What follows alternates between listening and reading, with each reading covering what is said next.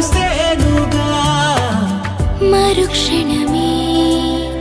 ఎదురైనా మరణము కూడా పరవశమే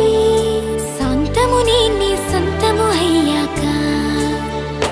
చెమ్మ చేరేటి చెక్కిళ్ళను